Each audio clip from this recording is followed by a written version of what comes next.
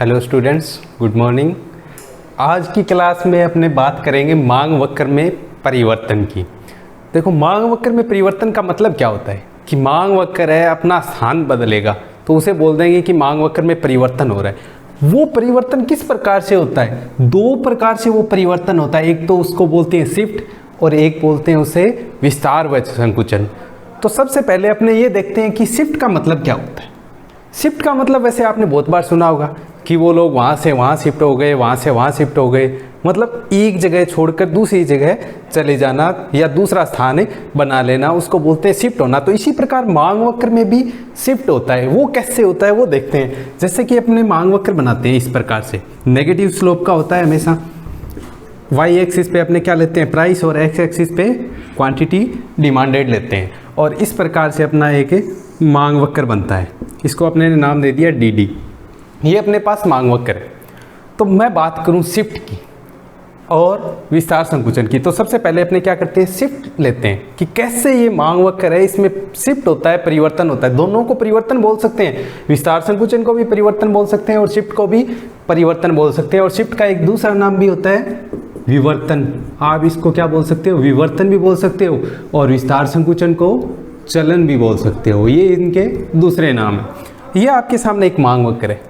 अब आपको कोई पूछे कि मांग वक्र में शिफ्ट कैसे होता है तो आप कैसे बताओगे?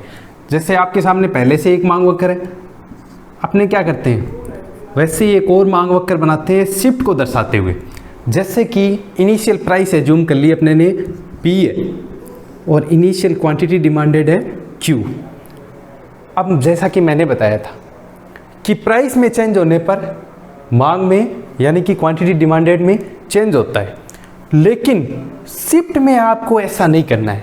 अपने लॉ ऑफ डिमांड एक बात बोलता था कि यदि अन्य सभी बातें स्थिर रहे तो कीमत में परिवर्तन होने पर मांग में नेगेटिव चेंज होता है, लेकिन आपको इसमें प्राइस को कांस्टेंट रखना है और वो जो अन्य सभी बातें स्थिर रहे उनको परिवर्तनशील मानते हुए अगर आप मांग में चेंज करके दिखाओगे तो उसे शिफ्ट से दर्शाना पड़ेगा। कैसे? जैसे कि प्राइस तो अपने ने जो P है जूम किया है वो P का P है, उसमें कोई चेंज नहीं हुआ। अपने पास दोनों एक्सिस पे, एक साइड वाई एक्सिस पे प्राइस है और एक्स एक्सिस पे क्वांटिटी डिमांडेड है, ना इनकम है, ना टेस्ट एंड प्रेफरेंस है, ना कुछ और, लेकिन उनमें चेंज होने की वजह से भी डिमांड में चेंज हो सकता है। इसका मतलब आपके पास पहले से जो डिमांड कर्व है, स्टार्टिंग इनिशियल डिमांड कर्व है, वो है डी डी। अब ये बात एज्यूम कर लो, जैसे कि किसी की इनकम है वो बढ़ गई, तो इनकम बढ़ने पर जाहिर सी बात है कि वस्तुओं की मांग भी बढ़ेगी, डिमांड इंक्रीज होगी, क्योंकि लोग ज़्यादा खर्चा करेंगे ज़्यादा इनकम होने पे। तो इनकम बढ़ गई तो क्या होगा, मांग भी बढ़ जाएगी, लेकिन प्राइस तो वही है।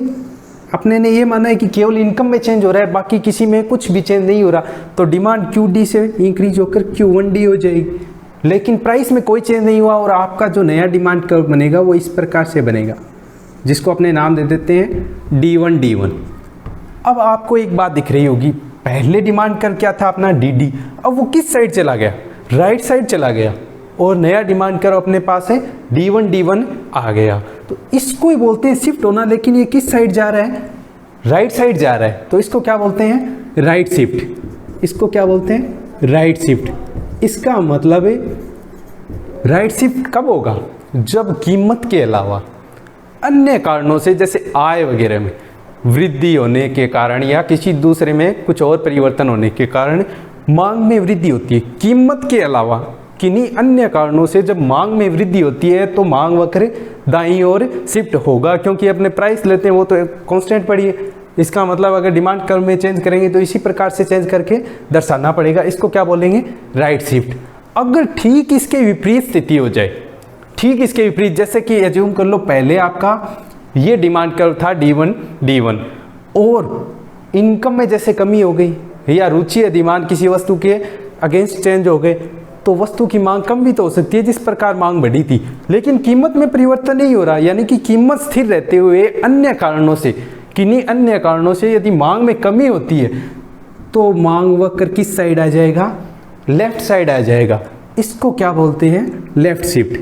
इसका मतलब जब कीमत के अलावा अन्य कारणों से मांग बढ़ती है तो मांग वक्र राइट साइड शिफ्ट होगा, और जब कीमत के अलावा अन्य कारणों से मांग घटती है तो जो डिमांड कर्व है लेफ्ट साइड शिफ्ट होगा, मतलब मांग में कमी लेफ्ट और मांग में वृद्धि राइट साइड। ये तो हो गया मांग वक्र में शिफ्ट।